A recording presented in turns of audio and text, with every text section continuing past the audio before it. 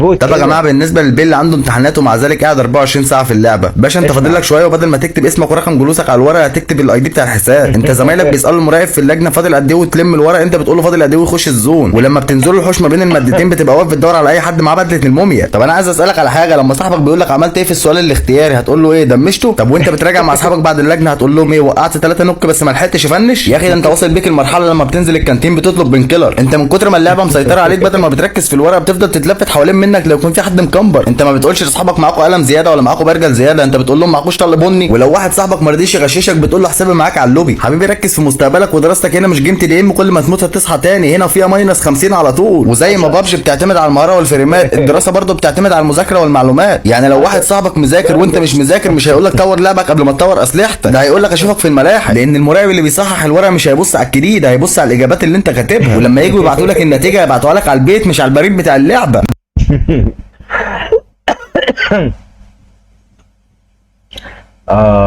Here we are.